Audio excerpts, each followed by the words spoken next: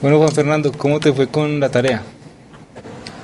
Pues investigué sobre, no sé si es lo mismo, pero ahí lo ponían en partes como cristalografía, Sí. que difracción de rayos X, pues, entonces, no sé, ¿qué te digo, profe? ¿Te hablo de todo eso? Sí, ahora, contame de la idea que te quedó de lo que estudiaste.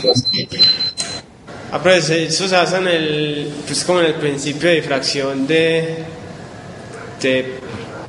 se puede decir de una onda electromagnética, que en este caso utilizan los rayos X, porque ellos tienen una cualidad, pues una cualidad no es que la longitud de onda, para que pueda presente ese efecto de difracción, las rejillas o las rendijas que tienen que estar en el orden de los Armstrong, ¿es que es? Sí, sí, exacto.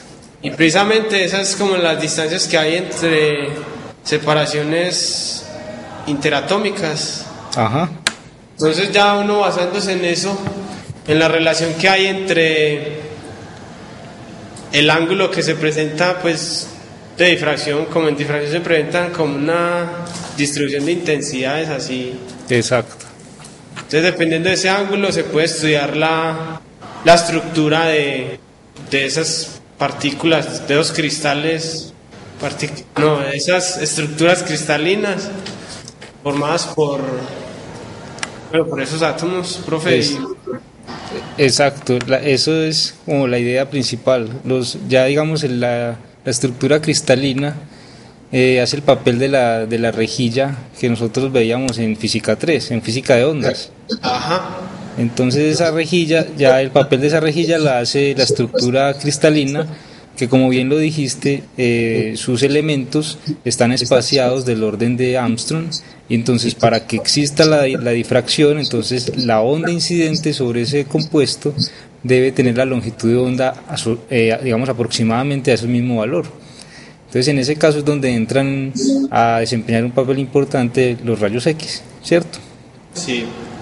Entonces ya dependiendo del ángulo de incidencia y todo eso, pues vamos a tener una distribución de intensidades, como bien lo dijiste, y es ese patrón de intensidades o ese patrón de difracción el que nos va a dar la información de cómo es la estructura del material que estamos estudiando.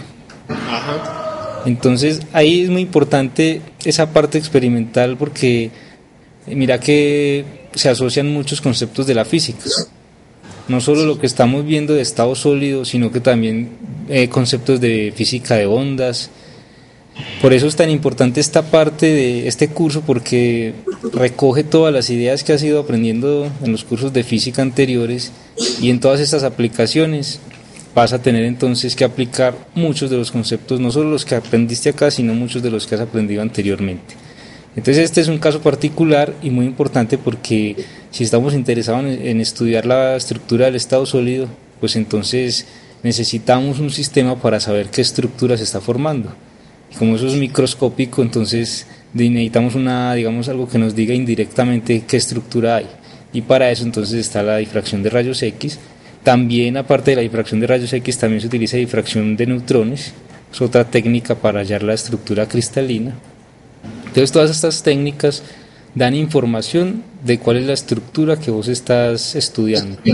Como te dije hace 8 días, entonces ya a partir de ahí uno mira si es la estructura que está buscando, si es la estructura que está estudiando, y ya dependiendo de la estructura que te arroje el patrón de difracción, vos tomas medidas, digamos, en cuanto a la parte del experimento para llegar a la estructura que querés, o ya para, digamos, estudiar el material como tal, si ya obtener la estructura que querías, ¿cierto?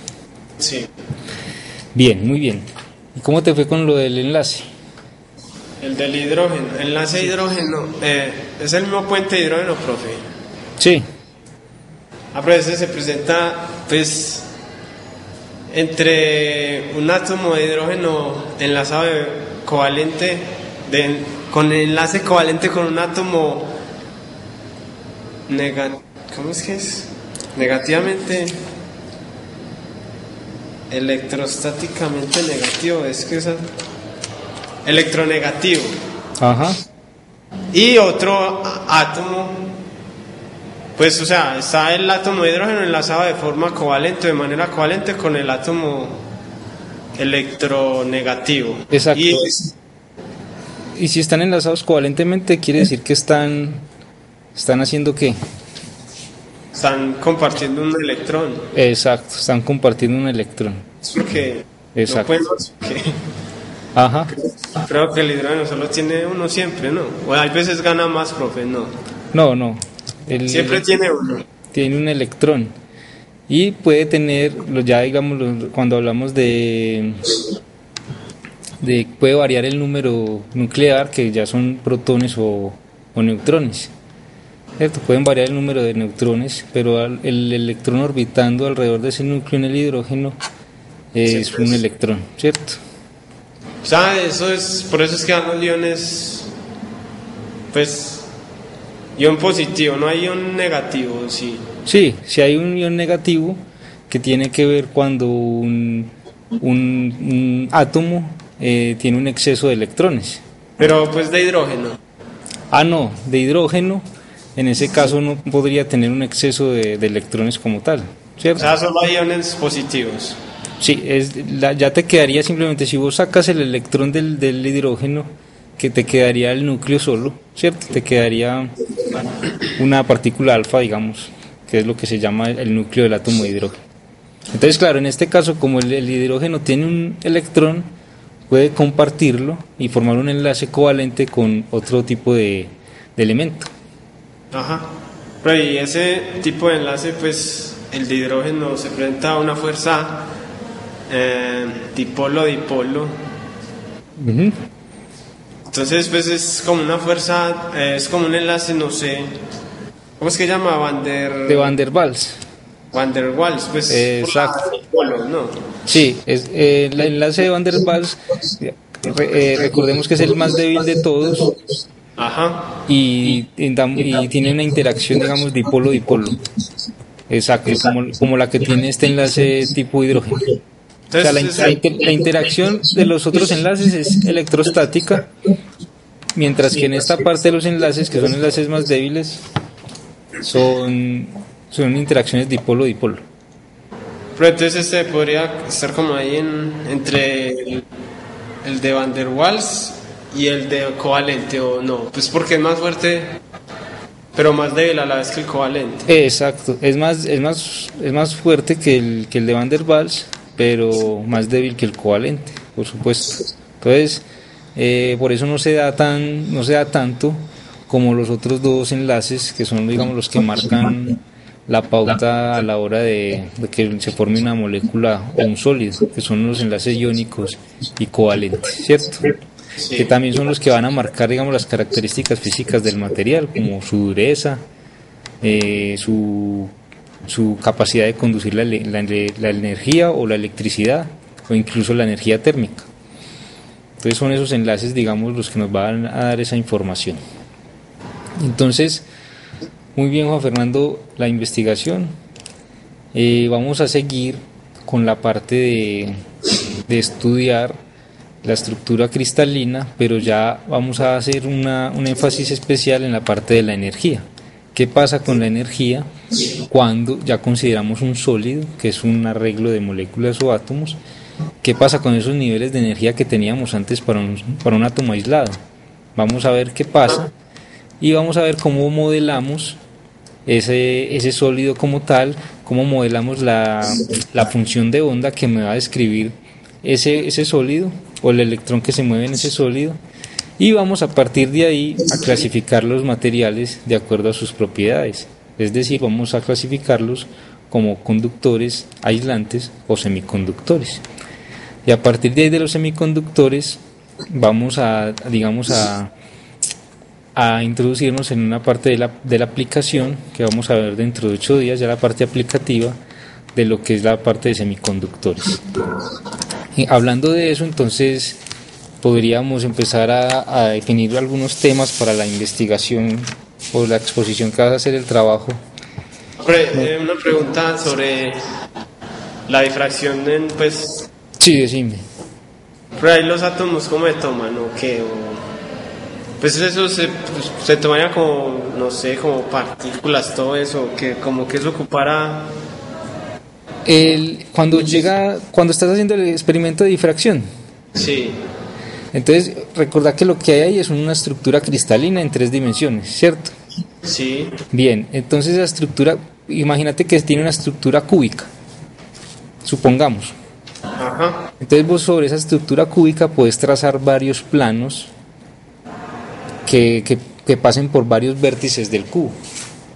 Vos puedes trazar un plano que pase por las caras laterales, por las caras frontales, por las diagonales, ¿cierto?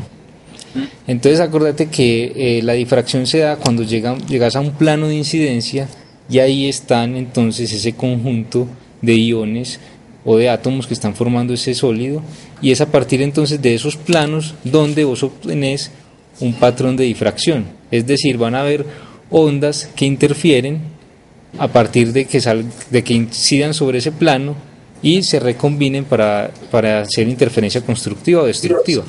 Entonces, por eso, digamos, en el experimento un experimento real de difracción de rayos X, hay un dispositivo que hace que donde está la muestra que vos vas a estudiar se tenga que mover.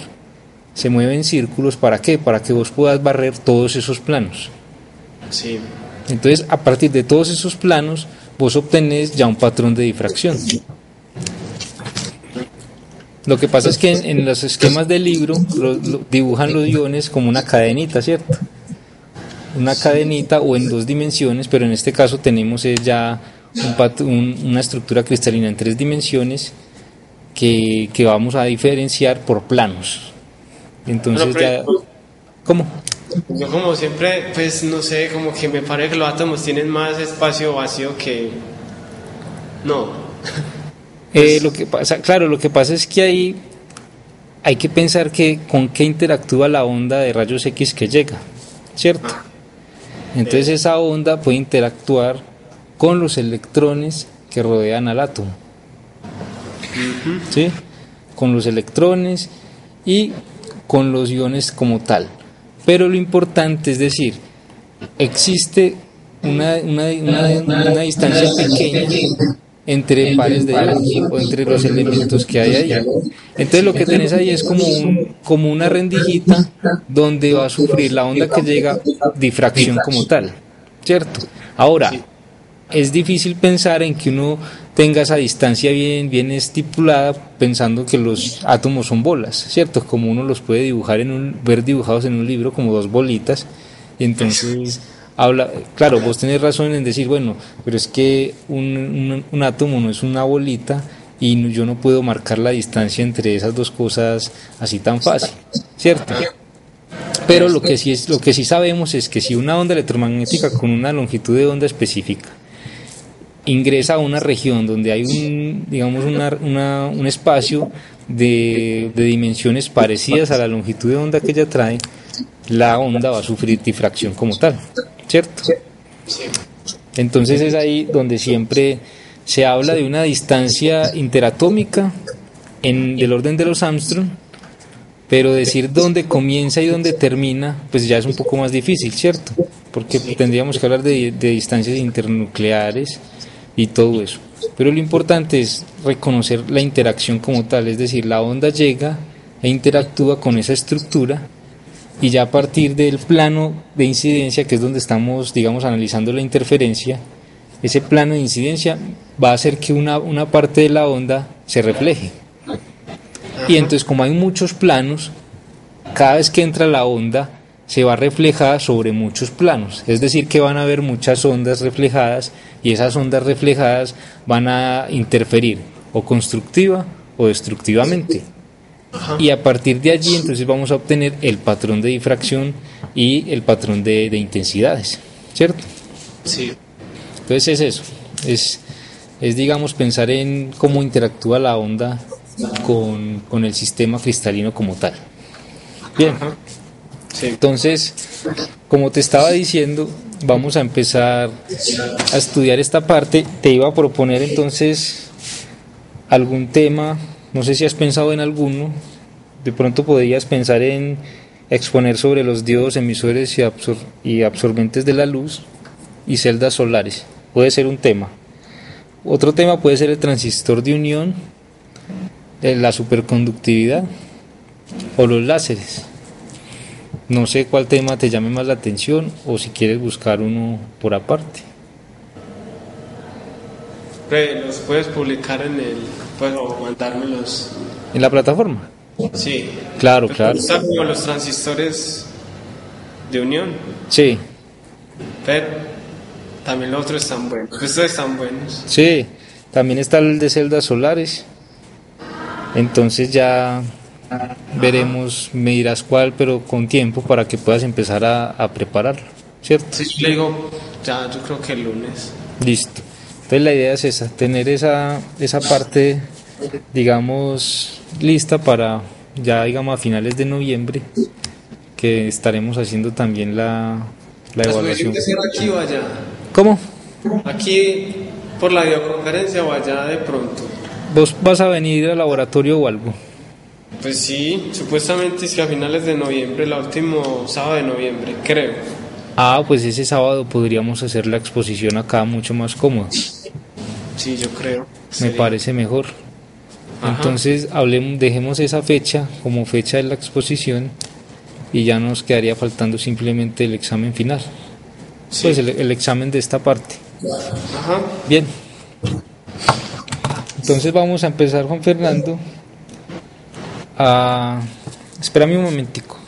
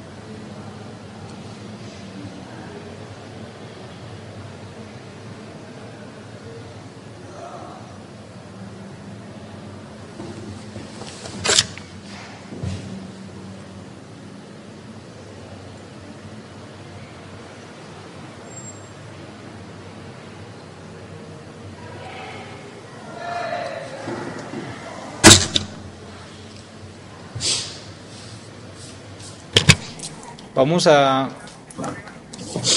empezar a ver cómo vamos a describir la parte de la energía en un sólido como tal. Entonces, recuerda que estamos pensando en un sólido como algo que tiene una estructura regular. Sí. Es decir, que tiene una periodicidad. El sólido, la estructura, se repite cada vez que yo me muevo a través de ese sólido. Entonces,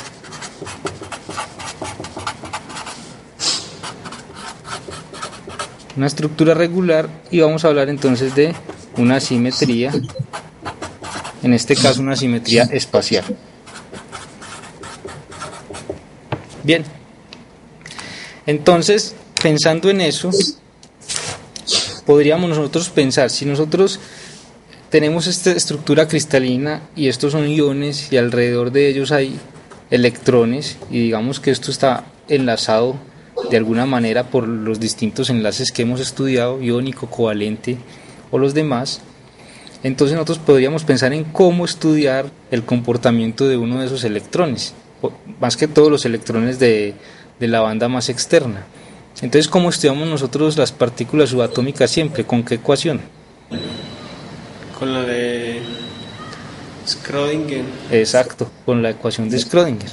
Pero en este caso, si recordamos, nosotros tenemos la ecuación de Schrödinger, vamos a ponerla en una dimensión,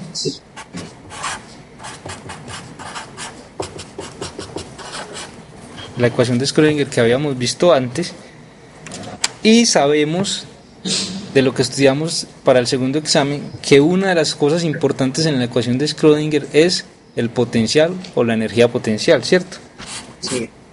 Entonces mira que en este caso es mucho más complicado, ¿por qué? Porque el electrón que está dentro de esta estructura cristalina va a sentir un potencial o una energía potencial debida al resto de iones que conforman la estructura cristalina.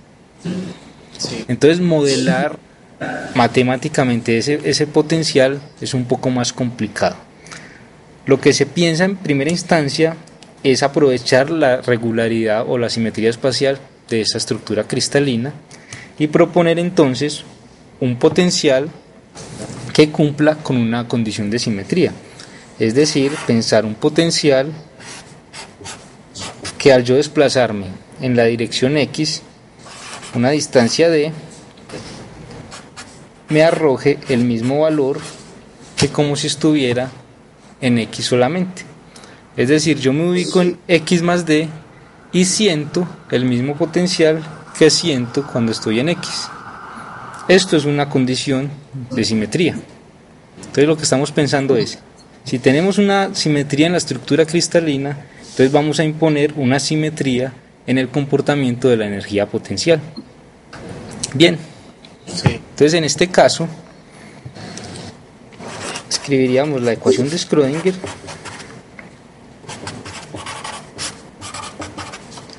como la hemos venido trabajando. En este caso la tendríamos de esta forma.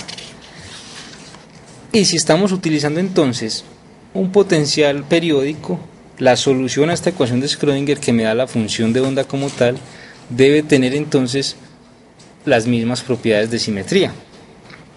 Entonces, esa solución a esta ecuación de Schrödinger la vamos a poder escribir como una exponencial de i a la kx por otra función que depende de x.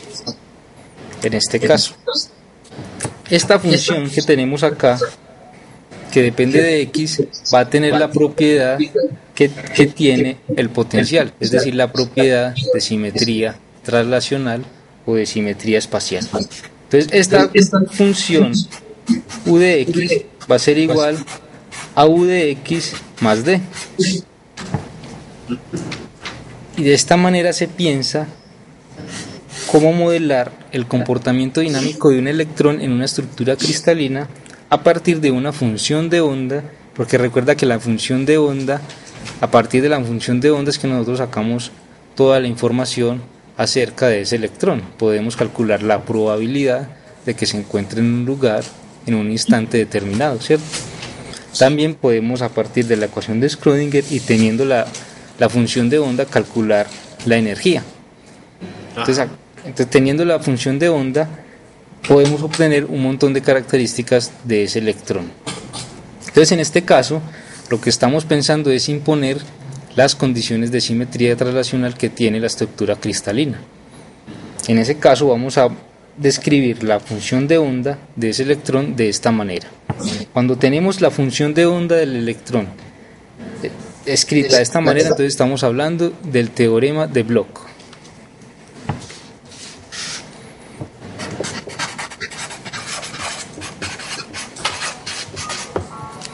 El teorema de Bloch entonces nos dice cómo es la simetría de la función de onda para un electrón que está dentro de un cristal. ¿Bien? Entonces, a partir de esto vamos a tratar de dilucidar cómo es la energía de un sólido como tal, porque recuerda que esto nos da información de cómo es un electrón, pero cómo será la energía entonces cuando ya formamos un cristal a partir de varios átomos o iones. Entonces es ahí donde entra una componente especial del estado sólido, que es la estructura de bandas.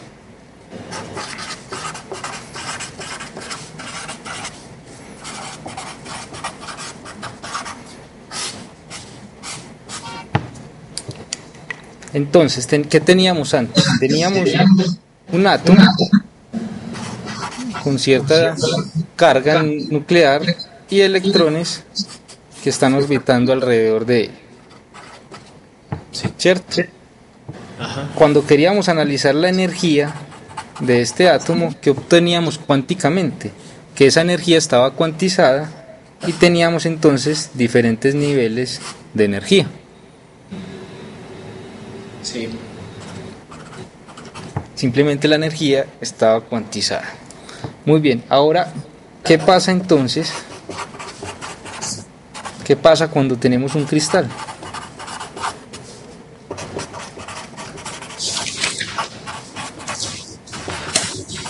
Ya la cosa es diferente. ¿Por qué? Porque ya tenemos es un conjunto de estos mismos átomos ordenados de alguna manera, una estructura específica. Puede ser cúbica. ¿Te acuerdas de las estructuras que vimos la vez pasada? Sí. Que eran como 14 estructuras cristalinas en las cuales pueden cristalizar algunos materiales. Entonces estamos pensando en ese tipo de estructura. Entonces ya en este caso, ¿qué pasa con la energía de un sistema como estos? Entonces vamos a empezar a describir cómo funciona, cómo es el comportamiento de un electrón que vamos a llamar libre. Un electrón que puede viajar en esta configuración y que no esté ligado, digamos, a cualquier ion de este tipo. Vamos a pensar en ese tipo de electrón. Entonces, ¿cómo sería la función de onda para un electrón libre? Entonces, nosotros tenemos que la función de onda para el electrón libre simplemente va a ser la exponencial de I a la kx menos omega t. Me imagino que esta expresión te es familiar cuando estudiaba la física de ondas, que uno describía el comportamiento de una onda viajera a partir de esta fase. ¿Te acordás? Sí. Entonces esto describía una onda viajera y entonces te acordás que estamos hablando de la dualidad onda-partícula. Entonces en este caso estamos describiendo al electrón con su característica ondulatoria. Entonces en este caso describimos al electrón libre, quiere decir al electrón que no esté ligado a algún sistema, lo describimos por medio de una onda plana, que es este tipo de estructura. Entonces esto, según esta fase que tenemos aquí, kx menos omega t, nos dice de una partícula o una onda que se mueve en la dirección del eje x positivo, ¿cierto? Sí. Bien, entonces eso es la función de onda de un electrón libre. Entonces, recordando entonces que ese electrón libre va a tener un momentum lineal igual a h barra k, va a tener una energía igual a h barra omega, y va a tener entonces una energía cinética que es igual al momentum al cuadrado sobre 2 veces la masa del electrón, que teniendo en cuenta esta expresión vamos a obtener h barra cuadrado k cuadrado sobre 2m, una expresión ya conocida, ¿cierto? Sí. Bien, es importante reconocer que a la relación que hay entre la energía y el número de onda k se le conoce como relación de dispersión.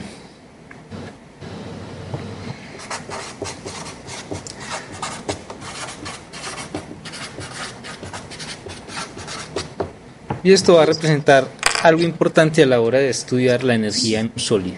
Entonces tenemos cómo es la relación de la energía con el número de onda para un electrón libre. Mira que la dependencia es cuadrática en el número de onda.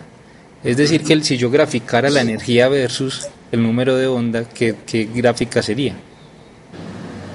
La energía versus el número de onda.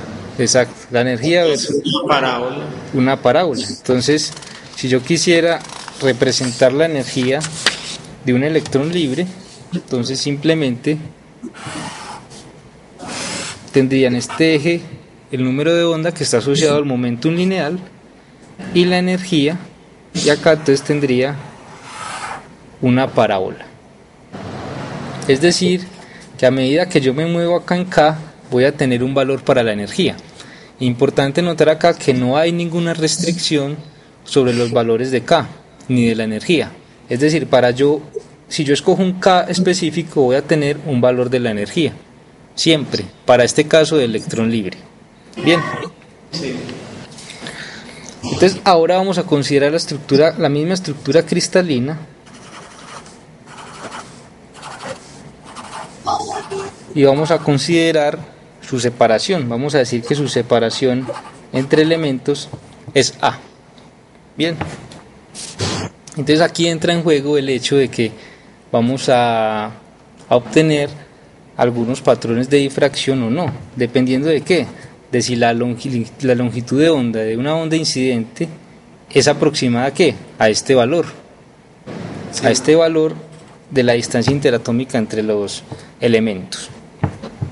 Entonces tenemos que si yo tengo mi estructura cristalina y a ella llega una onda, entonces si yo garantizo que la longitud de onda sea del orden de 2 veces la distancia interatómica, entonces las ondas incidentes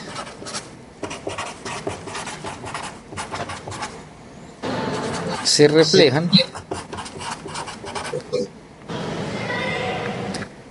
en fase. Entonces, ¿qué quiere decir que se reflejen en fase? Que si se reflejan en fase, esto implica que van a tener una interferencia constructiva.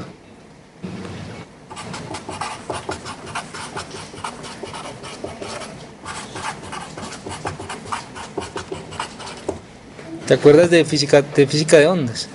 Cuando salían entonces las ondas en fase, podías hablar de interferencia constructiva. Si salían desfasadas, dependiendo del valor del desfase, si es pi medio, si es pi, tendrías entonces una interferencia destructiva, ¿sí?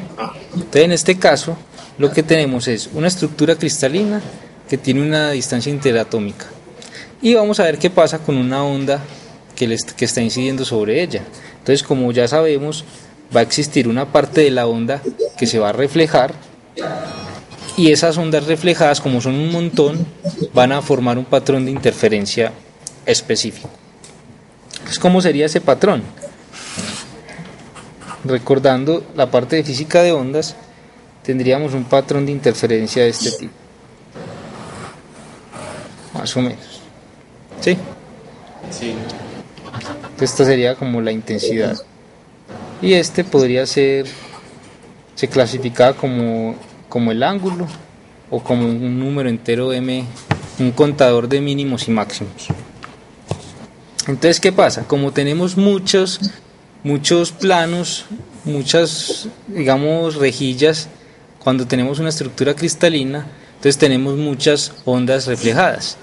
Entonces vamos a tener esta condición que tenemos acá varias veces, es decir, un número entero de veces, y vamos a tener entonces la condición de que 2 veces la distancia interatómica va a ser igual a más o menos n veces la longitud de onda. Ese más o menos tiene que ver con este patrón de interferencia. Pues también tenés, digamos, una componente negativa, ¿cierto? Sí. Que es simétrica con el lado derecho. Entonces, lo que simplemente estamos garantizando acá es que exista la interferencia entre las ondas reflejadas por la estructura cristalina y la longitud de onda de la onda que está incidiendo. Bien. Sí. Bueno, entonces, recordando que el número de onda es igual a 2pi sobre lambda, entonces vamos a escribir esta expresión en términos del número de onda. ¿Por qué en términos del número de onda? Porque la energía está en términos del número de onda, ¿cierto? Entonces tenemos que 2 veces la distancia va a ser igual a más o menos el número entero n por 2pi sobre k, ¿cierto? De esta expresión vemos que lambda es igual a 2pi sobre k. Entonces cancelamos este 2 con este 2, entonces me queda que k es igual a más o menos n pi sobre a. Es decir, cuando tenemos en cuenta la estructura cristalina y la interacción con la onda incidente, vamos a ver que el número de onda ya no puede tomar cualquier valor como para el electrón libre. Mira que aquí el K puede ser cualquiera, mientras que acá el K ya depende de este contador n, que es un entero. Bien. Sí. Entonces vamos a pensar que tenemos para ondas que tengan este K igual a más o menos npi sobre A, va a existir una superposición. Estamos hablando entonces de interferencia, es decir, se pueden sumar o restar. Sumar y restar en términos de onda, ¿cierto? Sabemos que esa suma y esa resta dependen mucho del desfase entre las ondas. O sea, no estamos sumando números, sino ondas en el sentido en que se están encontrando en un espacio, en un tiempo específico, y entonces ahí ya entra en juego la fase. Entonces, pensándolo así, digamos de manera más general, vamos a tener a partir de la onda reflejada que tienen este conjunto de números de onda, vamos a tener entonces una superposición de ondas que se van a sumar o a restar. Entonces a esas ondas le vamos a asociar una función de onda y vamos a llamar phi menos a una onda que tenga interferencia destructiva. Entonces va a ser e a la i kx menos omega t, y la otra componente va a ser menos b e a la i menos kx menos omega t. Esa va a ser una de la función de onda de las ondas que están ahí. Y vamos a llamar otra phi más, que va a ser b e a la i kx menos omega t más b e a la i menos kx menos omega t. De la forma más general posible. Entonces queremos llevar esta expresión a una forma más fácil, que sea con cosenos y senos, para que podamos hacer un análisis más detallado. Entonces sí, decime. ¿X es qué? El del otro. Más o menos. Ese es acá, menos. O el otro signo. ¿Qué llama la X? Menos, sí. Menos. KX, o sea, menos KX menos omega t. Sí. ¿Listo? Bien. Esto lo que nos da es una onda que va hacia la derecha y otra que va hacia la izquierda, ¿cierto? Ajá. Bien. Entonces vamos a utilizar la ecuación de Euler.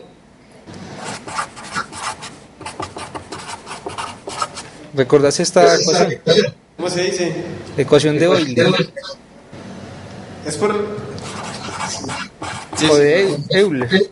¿Se dice así? Sí. Euler. Ajá. Pero podemos decir Euler, como sea. Lo importante es reconocerla. Ajá.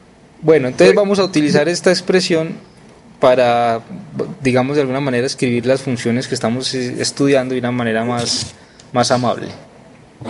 Entonces digamos que vamos a hablar de phi menos. Phi menos, entonces mira que acá en phi menos yo puedo sacar como factor común e a la menos i omega t. Es decir, yo puedo escribir esto como b, que va a multiplicar a qué? A e a la i kx por e a la menos i omega t, que es lo mismo que tengo acá, ¿cierto? Sí. Y lo mismo va a suceder en el otro caso, e a la i kx por e a la menos i, bueno, aquí tenemos un menos, porque aquí es menos, ¿cierto? Omega t. Entonces acá podemos sacar factor común e a la menos i omega t, y me queda e a la i kx menos e a la menos i kx. Entonces ahora sí vamos a aplicar la fórmula de Euler a cada una de estas y vamos a ver cómo nos queda. Entonces tenemos que phi menos va a ser igual a b por e a la menos i omega t, y tenemos entonces coseno de kx más i seno de kx. En el otro caso tenemos un menos coseno de menos kx menos i seno de menos kx. ¿Vamos bien hasta ahí? Sí. Bien. Entonces tenemos phi menos va a ser igual a una constante b por e a la menos i omega t. Y sabemos, mira que sabemos que la función coseno es una función par. O sea que coseno de menos kx es igual a coseno de kx. Es decir, k coseno de kx más i seno de kx menos coseno de kx, y la función seno es una función impar, es decir que seno de menos kx es igual a menos seno de kx, ¿cierto? Entonces ese menos con este menos de acá me da más, o sea que me queda más i seno de kx. Entonces mira que se nos cancela este coseno con este coseno y nos queda que phi menos la podemos escribir como b e a la menos i omega t nos da dos veces i seno de kx, es decir que phi menos nos puede quedar como 2ib e a la menos i omega t seno de kx. Esa sería como la expresión más reducida para esta función. Lo mismo podrías hacer con phi más, y haciendo lo mismo con phi más llegarías a una expresión parecida, que sería ya no con senos, sino con cosenos. Quedaría 2b e a la menos i omega t coseno de kx, haciendo exactamente lo mismo. Ahora bien, nosotros tenemos una condición sobre este k que aparece acá, que ¿cuál es? Que k es igual a, vamos a pensar, estamos hablando de que k es más o menos n pi sobre a, ¿cierto? Vamos a tomar n igual a 1, un caso particular, y vamos a ver que entonces la respuesta ya la podemos generalizar más tarde. Entonces podemos pensar en una onda que tenga un número de onda igual a pi sobre a. Entonces en este caso, si nosotros estamos asociando una función de onda phi menos y una función de onda phi más a lo que pasa dentro del sólido después de que interactúa con la onda, nosotros podemos llegar a concluir que si estas ondas tienen un número de onda k igual a pi sobre a, podemos decir que para este estado phi menos tiene una energía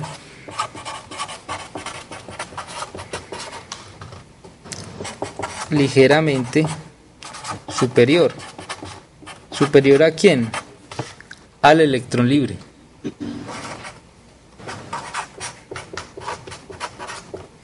O sea que representa una energía un poco mayor que la comparada con la del electrón libre. Y phi más tiene una energía un poco menor que la del electrón libre. Entonces, ¿qué quiere decir esto? Que tenemos un límite superior y un límite inferior para la energía, ¿cierto? Para las energías que nos están arrojando esas ondas que están, digamos que estamos describiendo a partir de la estructura cristalina. ¿Qué pasa? Que si tenemos un límite inferior y superior, entre esos dos límites, esas energías que hay ahí no va a ser posible que un electrón pueda ocupar esas energías. Es decir, hay como un salto en la energía. Mira que esta phi más me dice que hay una energía más baja que la del electrón libre, y esta phi menos me dice que hay una energía un poco más alta que la del electrón libre. Entonces estas dos energías me están definiendo una región donde la energía para ese electrón va a estar prohibida. Es decir, si nosotros hacemos el cálculo, digamos la gráfica de la energía versus el K, vamos a obtener lo siguiente. Vamos a tener que si graficamos energía, antes teníamos una parábola, ¿cierto? Sí.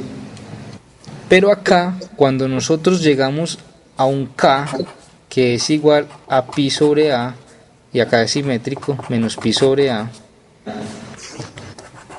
Esto nos va a marcar, bueno, aquí no me quedó tan simétrico. Esto nos va a marcar una brecha o un conjunto de energías que no son permitidas para el electrón.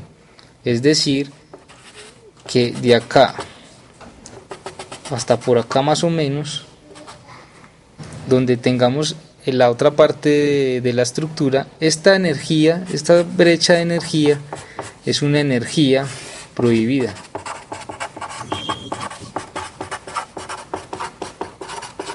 Para los electrones. Entonces estamos hablando del Fi más y del Fi menos. Y esto se va repitiendo a medida que vos vas avanzando en los K. Acordate que K es igual a más o menos N pi sobre A. Entonces si vos empezaras a contar ese N, aquí podría ser ese N igual a 1, luego el N igual a 2, o sea 2 pi sobre A, y por acá menos 2 pi sobre A. Y más arriba entonces en la estructura cristalina, en la cosa de energía, vas a tener entonces otra brecha de energía acá más arriba. Es decir, que las brechas de energía se van siguiendo a medida que vos vas pasando de K. Bien. Sí. Entonces, ¿qué pasa? ¿Cuál es la diferencia entre un átomo aislado y un conjunto de átomos que forman una estructura cristalina? ¿Qué pasa? Que ya la energía de esos niveles de energía asociados a los átomos individuales ya se van a juntar para formar bandas. Es decir, antes teníamos, esto nos producía niveles de energía cuantizados. Pero ahora si tengo una estructura periódica, esto me va a producir bandas de energía que están constituidas de un montón de niveles de energía de este tipo. Es decir, acá en esta banda vamos a tener un montón de niveles de energía casi que pegaditos. Por eso decimos que forman una banda de energía. Ahora, esta banda de energía va a tener, entonces, si el electrón está acá, va a tener una brecha que tiene que ver con esta brecha que hay acá, a la cual no va a poder pasar. Entonces acá se va a formar otro conjunto de energías y así sucesivamente. Cuando juntamos todos esos átomos para formar una estructura cristalina, todos estos niveles de energía que teníamos para los átomos aislados van a formar bandas de energía asociadas a los niveles que tenían antes individualmente. Pero ya no puedes decir cuál de estos niveles está asociado a este átomo, o si este nivel es de este, no. Simplemente hay una estructura, y a esa estructura se le asocia entonces una banda de niveles de energía. Bien, esa es una de las principales consecuencias de formar una estructura cristalina y de lo que pasa con su energía. Entonces esto va a ser clave para la hora de describir cómo cambian las propiedades de los materiales. Entonces vamos a profundizar un poquito porque cuando estábamos hablando de Fi menos y Fi más, dijimos que una tenía una energía mayor y otra menor. Sí. ¿Cierto? ¿Cómo vamos a analizar eso? Entonces vamos a analizarlo desde el punto de vista de la energía potencial. ¿Por qué? Porque si vos estudias la energía total, va a ser la energía cinética más la potencial. Pero ¿qué pasa? Que aquí estamos para estas dos ondas, tenemos K igual a pi sobre A. Para el caso particular, pues. Y tenemos que el momentum lineal es igual a H barra K. Es decir, que va a ser H igual a H barra pi sobre A. Entonces la energía cinética promedio para ambas funciones de onda va a ser la misma. ¿Por qué? Porque tienen el mismo número de onda, pi sobre A. Es decir, que la diferencia no radica en una diferencia en sus energías cinéticas, sino que radica ¿dónde? En una diferencia en su energía potencial. Su energía cinética no nos dice ninguna diferencia. Vamos a ver qué diferencia hay con la energía potencial. Entonces tenemos lo siguiente.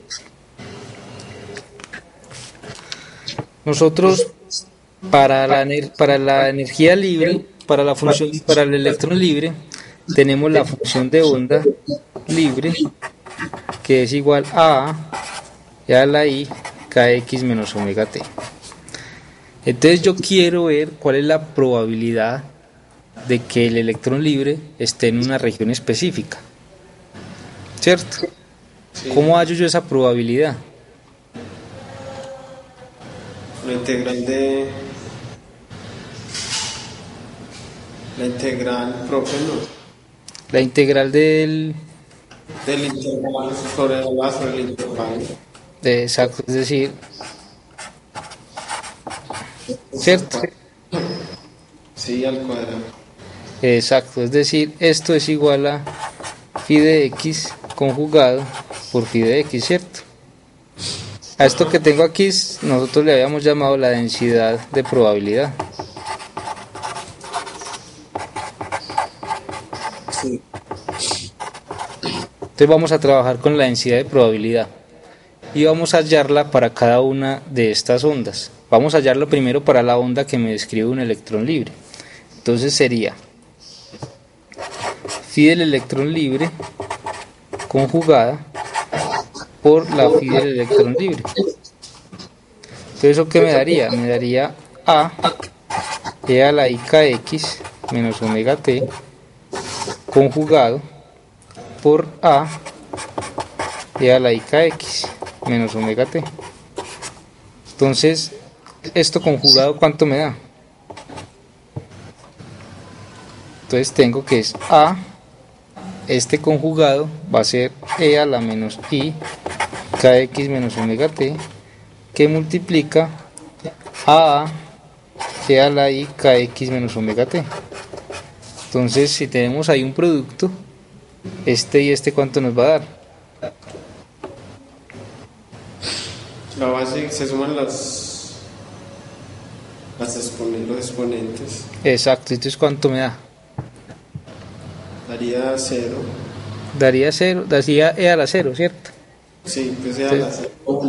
Sería 1 y me quedaría a por a, que me daría a cuadrado. Es decir, que la densidad de probabilidad para un electrón libre es una constante al cuadrado, ¿cierto? Sí. Bien, eso está de acuerdo con el hecho de que el electrón esté libre y no esté, digamos, sujeto a un sistema en específico. Entonces la probabilidad de encontrarlo en tal posición no va a cambiar.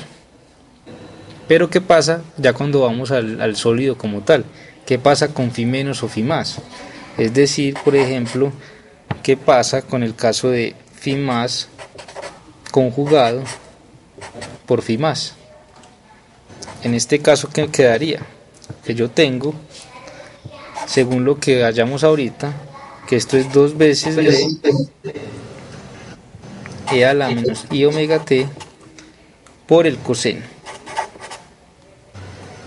de pi por a, de pi por x sobre a. Y esto conjugado. Lo mismo ocurre acá. 2b e a la menos i omega t por el coseno. Entonces, aquí el único que puede conjugarse, ¿cuál es? Esta exponencial, ¿cierto? Sí. Me quedaría positiva. Y el resto se multiplicaría. Entonces, si esta queda positiva, se multiplica con esta negativa, ¿y cuánto da? E a la 0. E a la 0, que va a dar 1 otra vez, entonces esto me queda 4 veces b al cuadrado coseno cuadrado de pi x sobre a. Pues la densidad de probabilidad para las funciones de onda pi más tienen una densidad de probabilidad proporcional al coseno cuadrado. De la misma manera, espérate, yo busco más hojitas, Juan.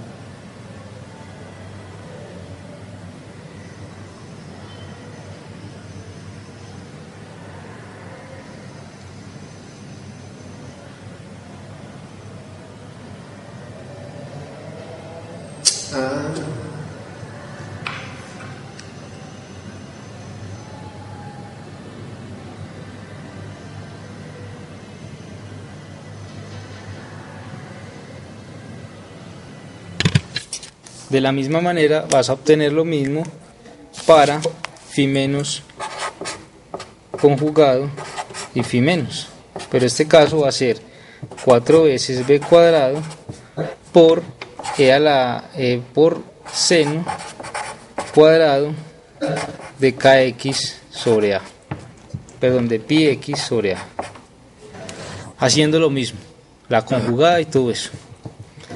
¿Qué pasa entonces? Que la función de onda, la distribución de probabilidad para un electrón libre es constante, es una constante al cuadrado.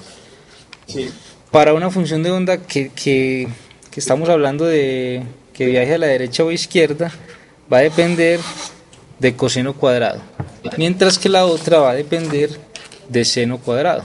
Entonces vamos a graficar esas distribuciones de probabilidad y vamos a analizar eso con la energía potencial, y de ahí vamos a concluir por qué se le asocia una energía menor y una energía mayor a cada una de estas funciones respecto a la función de onda del electrón libre.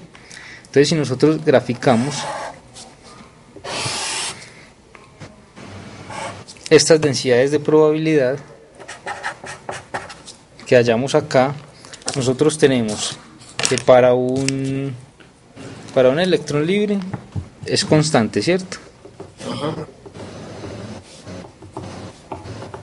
Esta va a ser la densidad de probabilidad, esto no escribe, la densidad de probabilidad para el electrón libre. Para el caso de phi más, depende de qué, del coseno, ¿cierto? Sí.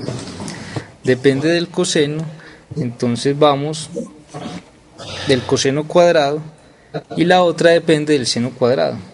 Es decir, que nosotros podríamos analizar esto dibujando la función seno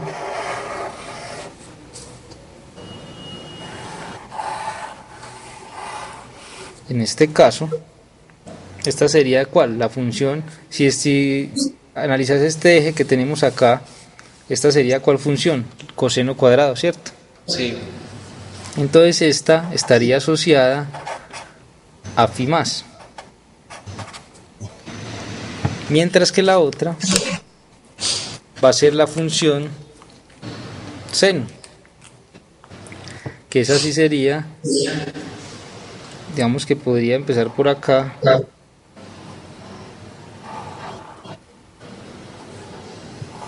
más o menos,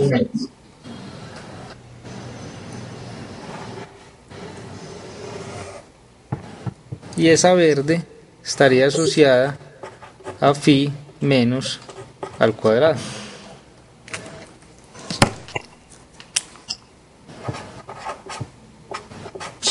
Phi menos al cuadrado. Entonces nosotros podríamos pensar la estructura atómica de esta manera. Nosotros podríamos estar haciendo, escribir la estructura atómica así y analizar qué pasa con esas energías. Es decir, si estos fueran nuestros iones que forman la estructura cristalina, nosotros tenemos que la energía, la función asociada a phi más, está, que es la negrita, la que es coseno cuadrado, está encima de los iones que conforman la estructura. Eso hace que esta función aglomere los electrones cerca de los iones que forman la estructura. Al estar más cerca, eso hace que minimicen la energía, y por eso la energía asociada a phi más es un poco menor comparada con la energía del electrón libre. Sí. ¿Qué pasa con la función de onda que depende del seno cuadrado? Mira que, por ejemplo, para este ion, esta función de onda tiende a aglomerar la carga, los electrones, poco más lejos o entre los iones que conforman la estructura. ¿Qué pasa ahí? La energía entonces va a ser un poco mayor, y por ende entonces estamos hablando de que a phi menos le asociamos una energía un poco mayor que la energía del electrón libre, y a phi más le asociamos una energía menor comparada con la del electrón libre. Entonces, esa diferencia de energía radica en la energía potencial. ¿Por qué? Porque es la energía potencial electrostática la que está ahí cambiando. ¿Por qué? Porque los electrones se están aglomerando en regiones distintas dependiendo de cómo son sus funciones de onda. En ese caso, la energía potencial va a cambiar. Y es la energía potencial entonces la que nos da información acerca de las bandas de energía. Porque ya vimos que la energía cinética para ambos es igual, porque cada una tiene un momento lineal, digamos, asociado a un número de onda k igual a pi sobre a o n pi sobre a, digamos en el caso general. Entonces este análisis es el que nos sirve para poder, digamos, ver un poco mejor por qué se le asocia una energía mayor a una de las ondas y una energía menor a la otra, en comparación siempre con la energía de un electrón libre. Porque el electrón libre no está sujeto a ningún potencial, mientras que si tenemos en cuenta el potencial generado por la estructura cristalina, ya las funciones de onda, dependiendo de las funciones de onda con que yo describa esos electrones, entonces ellos van a tener una probabilidad de estar o más cerca de los elementos que conforman la estructura o un poco más lejos, en este caso, y eso va a hacer que cambie la energía de ese sistema. Bien. Sí. Muy bien. Entonces, a partir de la estructura de bandas que acabamos de encontrar, vamos a poder clasificar los materiales.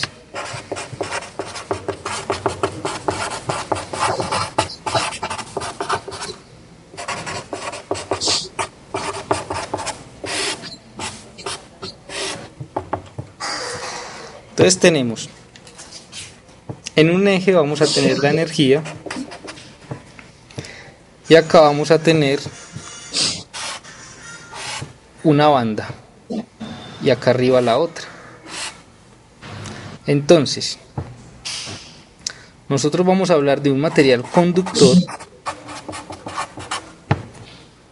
si la banda de conducción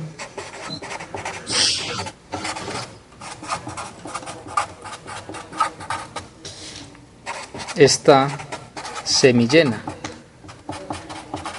Entonces vamos a ver cuál es la banda de conducción. Mira que aquí tenemos una de las bandas y esta va a ser la banda de conducción. La banda de valencia. Y esta de acá va a ser la banda de conducción.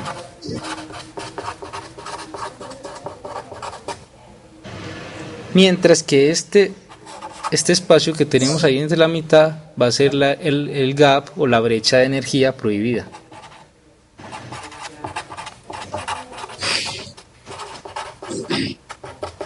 Es decir, nosotros para un material conductor en su banda de valencia va a estar llena de electrones, y para que sea un material conductor en la banda de conducción van a existir algunos electrones como tal. ¿Qué quiere decir?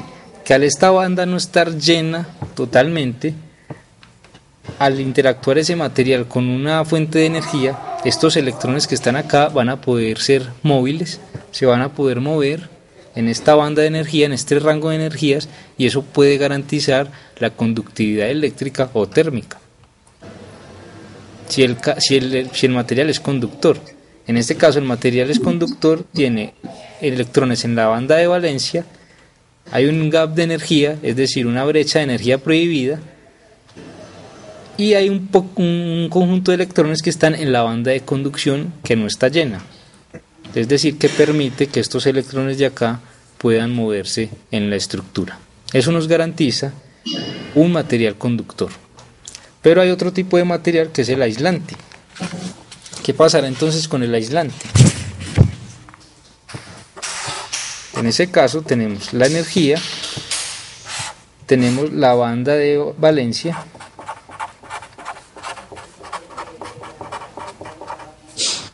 tenemos la brecha y tenemos la banda de conducción.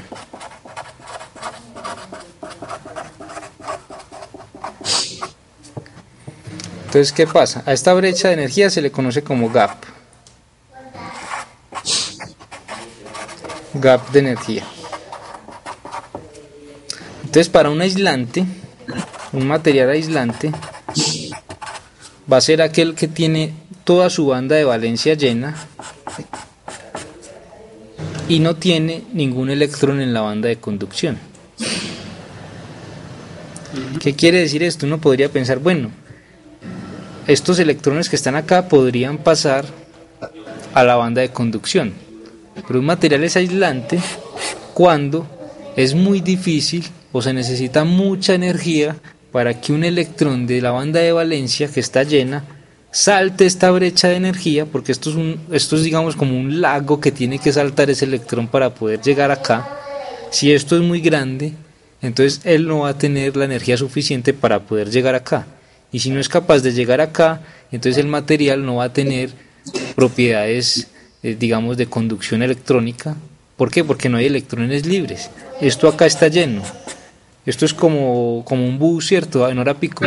Esto está lleno acá y no puede salir fácilmente hacia el otro lado. Entonces una banda de valencia llena y un electrón que no pueda pasar la brecha de energía nos caracteriza un material aislante. Bien, todo eso a partir de la estructura de bandas de energía de un sólido. Ahora vienen otros materiales que son el intermedio entre conductores y aislantes, que son los semiconductores. Estos materiales van a tener electrones en la banda de valencia, pero ¿qué tienen de característico? Que la brecha de energía, esta brecha que tenemos acá, es pequeña. Es decir, ya no es tan grande como esta, sino que es un poco más pequeña, entonces la banda de conducción está más cerca. Vamos a decir que esto es un gap pequeño. Entonces, ¿qué pasa? Cuando vos tenés un material semiconductor,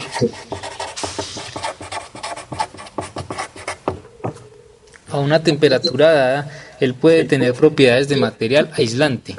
¿Por qué? Porque todos sus electrones están en la banda de valencia y mira que no hay nada en la banda de conducción. Ajá, sí. Entonces, ¿qué pasa con estos materiales? Es posible que para estos electrones que hay acá sea mucho más fácil pasar esta barrera que pasar esta tan grande.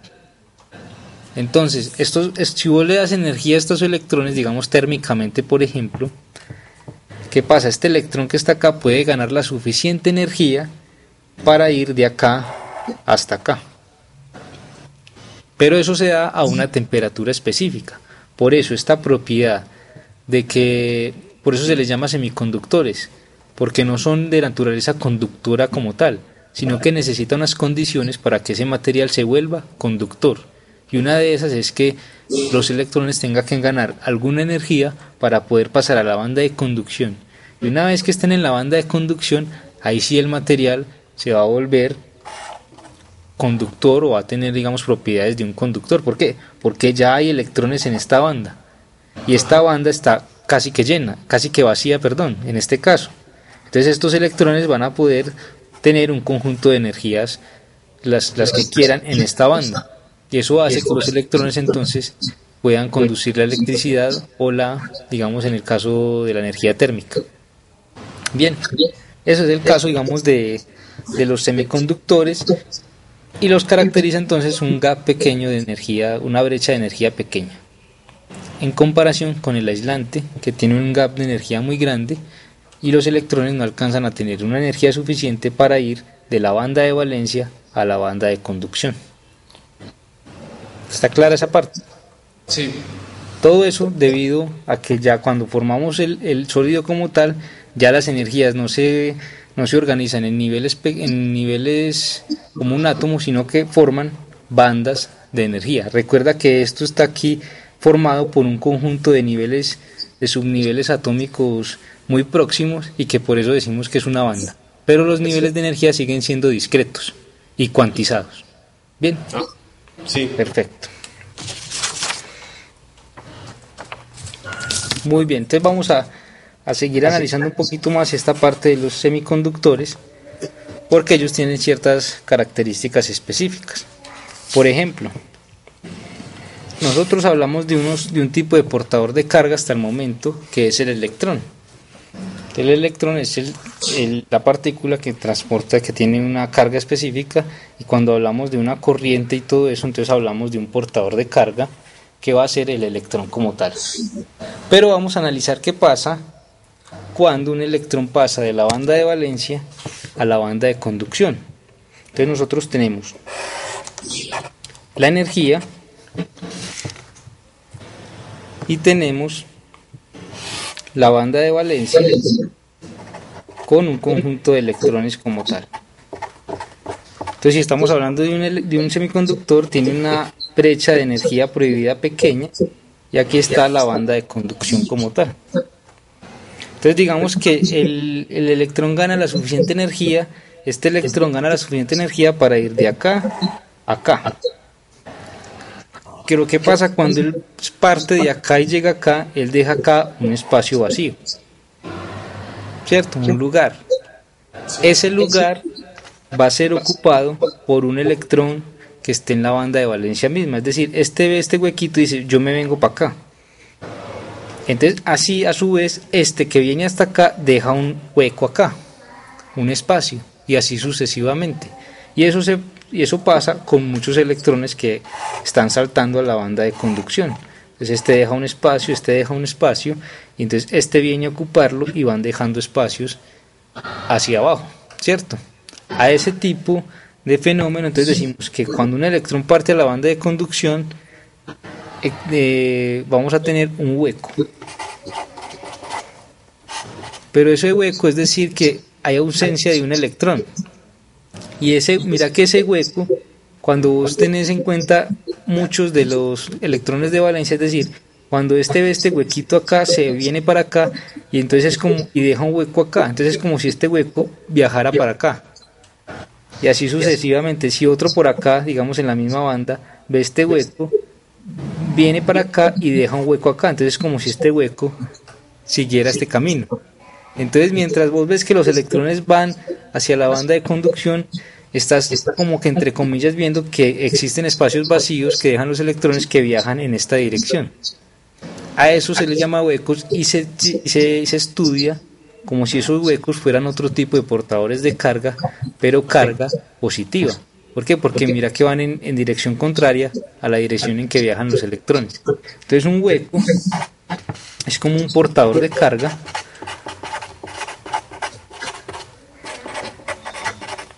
positiva.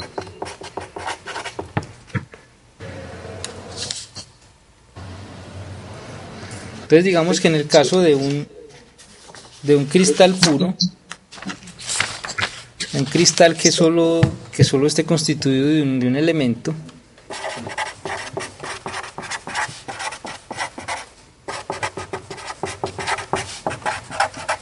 si tenemos un cristal puro, entonces vamos a tener igual número de electrones igual a número de huecos, es decir, número de electrones de conducción, ¿cierto? Porque estamos diciendo que los electrones están pasando a la banda de conducción. Entonces, mientras haya más número de electrones en la banda de conducción, va a haber el mismo número de huecos en la banda de valencia. Bien, pero esto para cristales puros, es decir, cristales que estén formados solamente de un tipo de elemento y no de un compuesto como tal. Entonces, en este caso,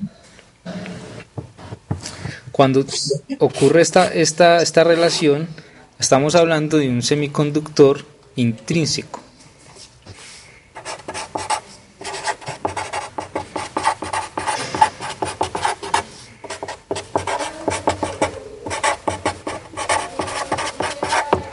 ¿Por qué intrínseco? Porque no hemos hecho nada en su naturaleza para que él forme pares electrón-hueco.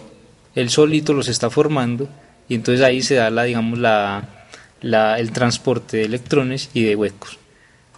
Ya podría entonces uno tener un material y doparlo con otro tipo de material.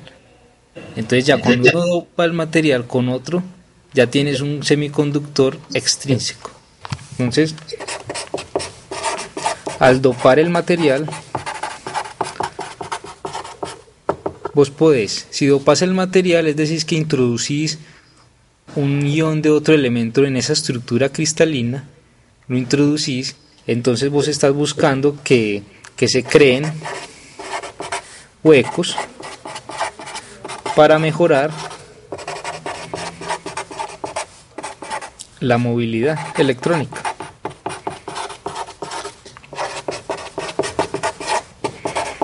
Pero entonces esto ya se hace en el laboratorio, ya uno digamos define el método de síntesis y todo eso para dopar un material buscando que se creen más pares electrón hueco, y en ese caso, como ya es algo que vos estás propiciando, entonces estamos hablando de un semiconductor extrínseco.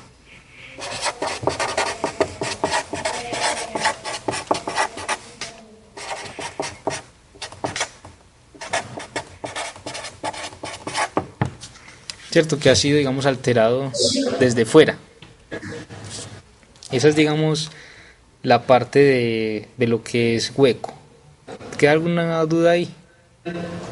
No, pues eso es para crear huecos al doparlo. El doparlo para crear huecos o para, digamos, propiciar el paso de electrones a la banda de conducción. Entonces vos tenés la estructura cristalina y vos sabes que en la estructura cristalina pues hay ciertos espacios, ¿cierto? Entonces sí, vos tenés que debes de analizar, bueno, cuál ion o qué elemento puede caber ahí en esa estructura tal que mejore las propiedades que yo quiero que mejoren. Si yo quiero que mejoren las propiedades eléctricas, entonces introduzco un ion ahí y ya en ese caso entonces voy a alterar esta relación de electrón hueco. Y si la altero, entonces voy a mejorar digamos, el transporte electrónico. Pero eso ya se hace, digamos, de una manera de síntesis, es decir, uno lo hace en el laboratorio, no es naturaleza del material como tal. Mientras que en este caso el semiconductor intrínseco es un comportamiento mismo del material. Yo no lo estoy propiciando, él se comporta así. Bien. Sí. Sí. Bueno, entonces hablando de esta parte de bandas de energía, vamos a hacer un análisis sobre la brecha de energía como tal. Es decir, vamos a hablar de una brecha de energía directa e indirecta.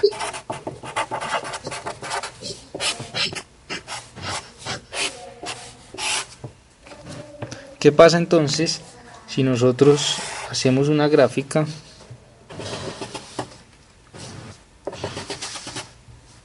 de cómo son las energías para los electrones de la banda de valencia y los huecos en la banda de conducción? Entonces nosotros sabemos que la forma o la estructura de la energía en la banda de conducción va a ser algo así como una parábola, ¿cierto? Sí.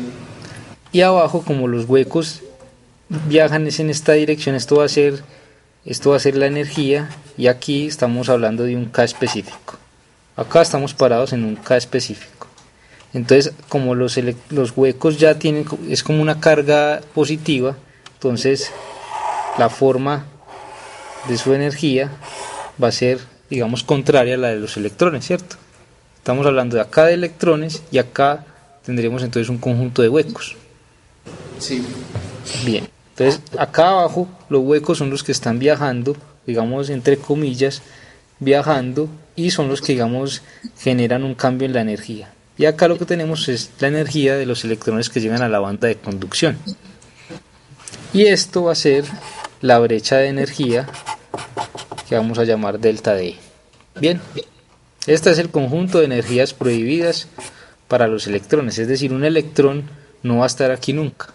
Esta región es prohibida para el electrón. El electrón parte de la banda de valencia y llega a la banda de conducción, pero vos no vas a tener electrones en la banda prohibida de energía. Bien. Sí. Entonces, vamos a llamar una brecha de energía directa si el cambio es de esta manera, si salta de acá y llega acá. Es decir, el cambio que ocurre desde el electrón de valencia al electrón a la banda de conducción es entre este pico y este mínimo de acá. A este salto de acá se le llama una brecha de energía directa.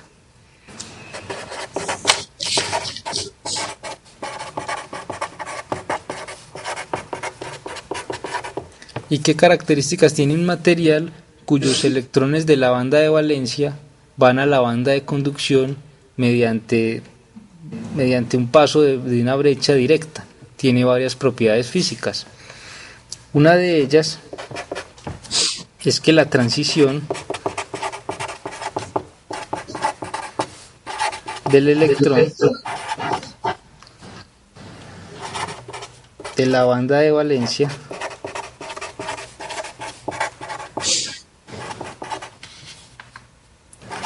a la banda de conducción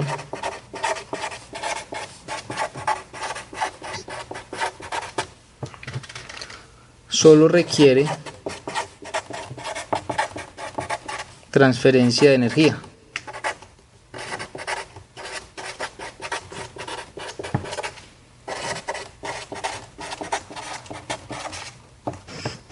¿Qué quiere decir esto?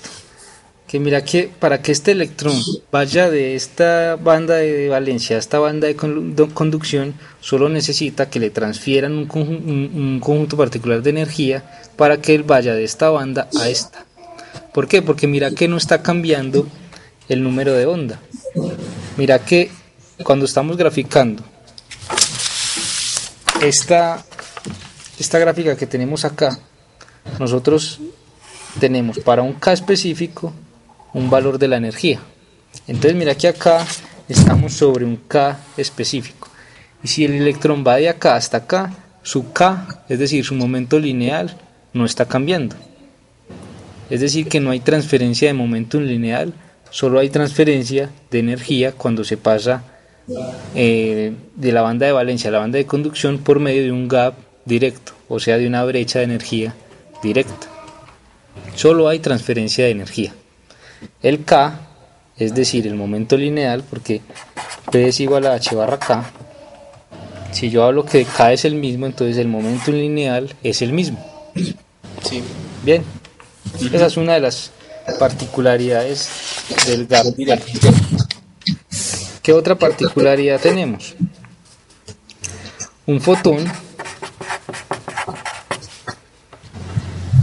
Entonces, un fotón, digamos, en el rango del visible.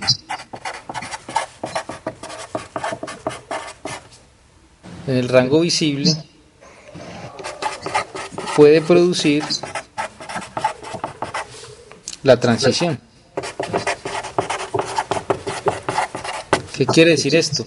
Que si vos haces incidir una onda luminosa sobre ese material que tiene esta estructura, vas a propiciar el salto de un electrón de la banda de valencia a la banda de conducción, solamente de la interacción de la onda electromagnética en el rango visible sobre el electrón. Eso quiere decir entonces que un material cuyos electrones de valencia pasan a la banda de conducción mediante una brecha de energía directa son materiales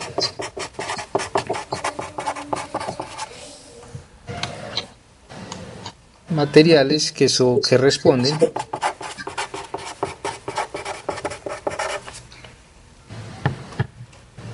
activamente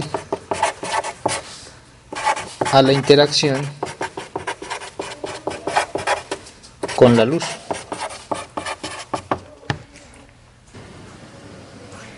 Entonces es muy importante porque vos ahí tenés una aplicación. Entonces, ¿qué tipo de materiales? O si vos te das cuenta que el gap, el tránsito de electrones de valencia a la banda de conducción es mediante gaps directos o brechas de energía directas, entonces vos puedes pensar, este material puede tener aplicaciones, digamos que con la parte de óptica. Ingresa una onda electromagnética y hace que el electrón salte de la banda de valencia a la banda de conducción. ¿Cierto? Entonces vos tenés una aplicación, como la del efecto fotoeléctrico, ¿cierto? Parecido. Sí. Entonces ahí es donde viene, digamos, la importancia de la clasificación de este tipo de brechas de energía. Por ejemplo, un ejemplo de un material así es el arsenuro de galio.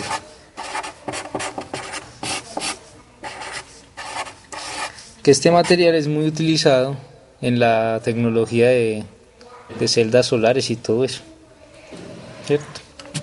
Y ahora vamos a ver entonces qué pasa con un material que tenga una brecha de energía indirecta. ¿Qué va a hacer en ese caso? Entonces tenemos otra vez el eje de energía. Vamos a tener la brecha de energía, en este caso la energía prohibida, pero ya la estructura de energía de la banda de conducción va a estar por acá así, mientras que la banda de valencia va a tener esta estructura. Entonces es como si el electrón fuera a pasar de acá a acá de esta manera. Mira que ya no es derecho, sino que es de alguna manera indirecto. Por eso se le llama así. ¿Por qué? Porque primero necesita ganar energía para ir de acá a esta banda, ¿cierto? Y también necesita cambiar su momentum lineal. ¿Por qué? Porque aquí ya está en otro K. Aquí estamos en un K. Cuando salta acá, cambia su energía. Pero para pasar de acá a acá, tiene que cambiar el momentum lineal. Entonces, de acá hasta acá, hay un cambio en el momentum lineal, un delta K, y aquí hay un delta de energía. Entonces, esa es la gran diferencia entre las dos brechas de energía. Esto es lo que se llama una brecha de energía indirecta.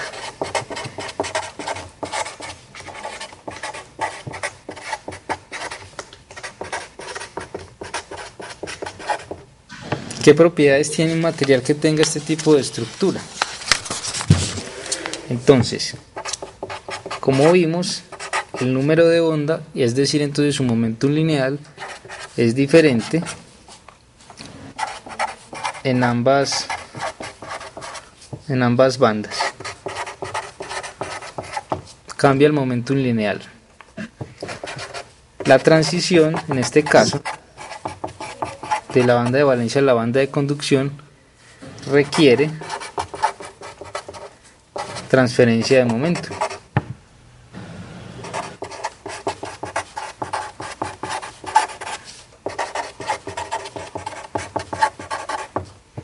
Antes la brecha de banda directa solo requiere transferencia de energía, mientras que la brecha de energía indirecta requiere tanto de transferencia de energía como transferencia de momentum lineal.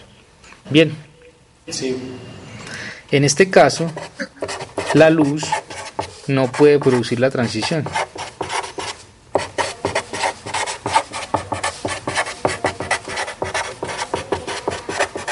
Entonces hablamos de materiales ópticamente inertes. Digamos en comparación con los electrones que pertenecen a una banda, a una brecha de energía directa, ¿cierto? Entonces en este caso ya digamos que estos materiales no responden a la interacción con la luz. Entonces mira que hay una gran diferencia, una diferencia marcada por el hecho de que posean un gap directo o indirecto. Bien, entonces vamos a dejar ahí, Juan Fernando. Te veo cansado después del examen. Y vamos a retomar entonces dentro de 8 días, ya como para tener las últimas reuniones, donde vamos a, digamos, ya a estudiar un poquito más las aplicaciones. Yo te mando los temas que te dije ahorita, y ya dependiendo del que escojas te puedo mandar material de apoyo. ¿Listo? No sé si tenés alguna duda sobre algo. ¿Por qué se presenta eso? ¿Qué cosa? La brecha de energía directa e indirecta, pues porque... Eso ya depende de, digamos, la naturaleza del material como tal, porque digamos que es más propicio para un electrón, es mucho más fácil para un electrón, en este caso, para un material de este tipo, saltar a la banda de conducción, pero no conservando el mismo K, sino que el K cambie. Es decir, es mucho la posibilidad de que en este material los electrones de valencia vayan a la banda de conducción no es por el camino directo, sino que es más fácil para ellos cuando existe una transferencia de momentum lineal. ¿Sí? Es como es más fácil para los electrones ir de una banda a otra. Entonces no siempre para todos los materiales el camino es el mismo. Entonces para ciertos materiales este camino puede ser un poco más efectivo a la hora de querer más electrones en la banda de conducción. Solo que en este se requiere algo físico fundamental, que es no solo transferir energía, sino transferir momentum lineal. Y eso, mira que ese mero cambio va a influir en las propiedades del mismo material. Bien. Sí. Entonces es muy importante esa diferencia, porque el mero hecho de cambiar momentum lineal ya hace que sus propiedades físicas sean muy distintas a la de un material cuyos electrones de valencia van a la banda de conducción mediante un gap o una brecha directa. ¿Cierto? Sí. Bien. ¿Alguna otra duda? No, por el momento no. Bueno, entonces nos vemos dentro de 8 días y ya yo creo que este fin de semana te mando el tallercito para que empeces a trabajarlo. Listo, bro. Y ya a partir de ahí entonces miramos cuando nos reunimos en semana. Ajá. Listo, Juan Fernando. Que estés muy bien. No, pues.